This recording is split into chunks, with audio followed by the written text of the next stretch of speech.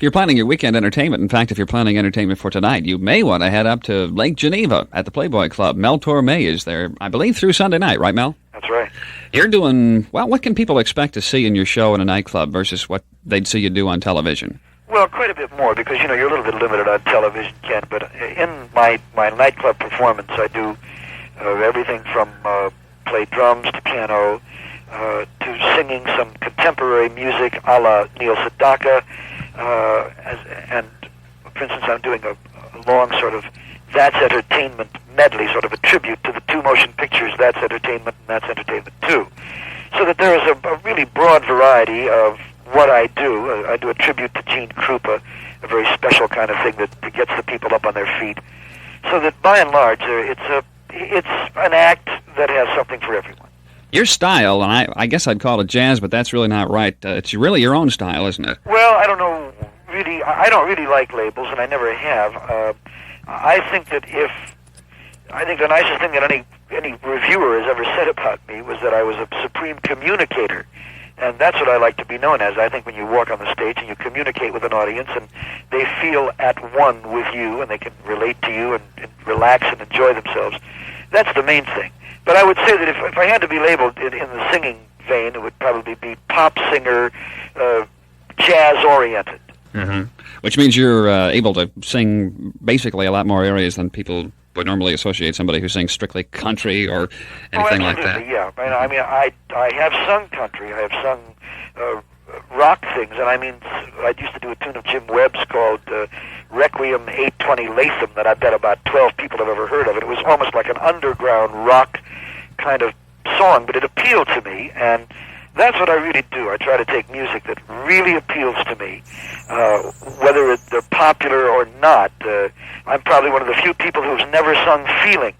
I'm probably one of the few people who's never sung Tie a Yellow Ribbon on the Old Oak Tree, because I just don't like those songs, and there's just no point in singing them to sort of patronize an audience. I'd rather give them the kind of music that I feel comfortable singing with, because I think they believe me more. The kind of music that you enjoy. Well, I think not just that I enjoy, because that would be selfish and it would be self-indulgent. No, I think that I look for music. Like, for instance, right now I'm doing Love Will Keep Us Together and Breaking Up Is Hard to Do, which are Sedaka songs. Mm-hmm. And they're songs that obviously a large mass of people enjoy, but I enjoy too. Mm-hmm.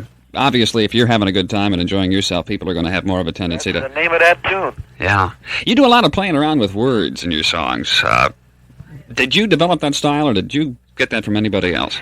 No, and I don't even think it's a matter of developing it. I play a bit with words mainly because when one sings the same words day in and day out, night after night, to just keep yourself interested without hurting the song, without really getting away from what the composer and the lyricist intended. It just seems a little more adventurous to branch out a little bit and extemporize, and that's what I do. Mm-hmm. You have written some songs. Of course, the Christmas song is probably the most closely associated song with you. But also you wrote a song called Into Something. Can you list any of the other things I should know? Well, yeah, Born to be Blue, which is a big singer's favorite. There are about 20 records on that. And A Stranger Called the Blues, which I wrote for Kenton with June Christie. And a song that Nat Cole did called Someone You Love that became a reasonably big hit. Stranger in Town, which I wrote during the war, which again had an awful lot of records done on it. And, I hate to sort of sit around talking about a medley of my hits, but I've written over 250 songs.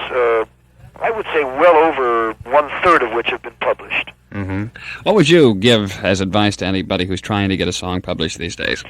Well, honest to God, Ken, that's an absolutely impossible question to answer, because most singers write their own songs now, and consequently, they go into a recording studio. They don't really want to know about anybody else's songs, because there's so much money to be made in the publishing end of their own songs that the likes of James Taylor and Neil Sedaka and Neil Diamond and people like that, it's very difficult to get them to do somebody else's songs. It's the way it's gone now, Sounds like a very honest answer. Well, it's the only truthful one I can give, because there really is no formula. It's not like it used to be where you'd go to Tin Pan Alley on Broadway and make the rounds of the publishers' places and ask somebody to please listen to your song.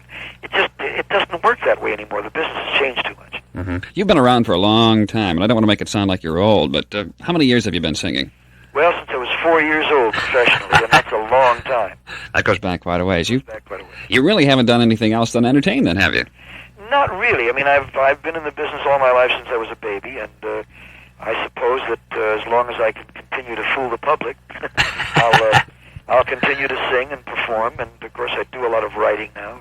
I mean, of books and articles for the New York Times and things like that, so that I keep very occupied beyond just singing. A lot of people look at entertainers as having very glamorous lives.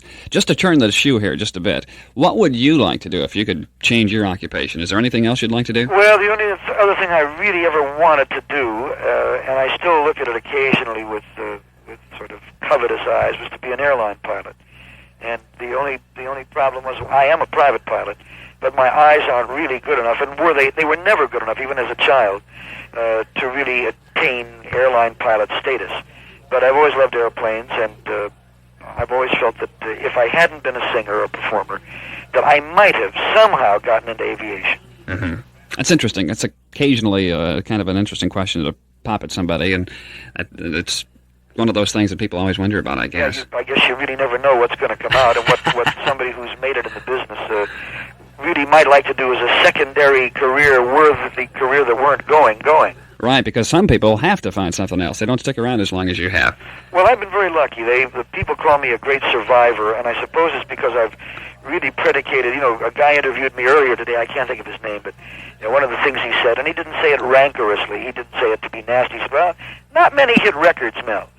And I said, well, that is really true. I've had some, but not a great deal, but I've never predicated my career on hit records because I think that's too much of a giant crapshoot.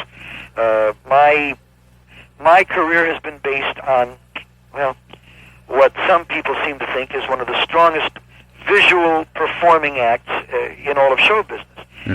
I say that not self-appreciatingly, but from what I've seen in reviews and what some of my peers have said, and consequently, when I see the reaction of people at night, I know that if I give them a decent performance and they walk away shaking their heads and saying, boy, I really enjoyed that the next time I play Lake Geneva, they'll come again. I try to build an audience that way, returnees.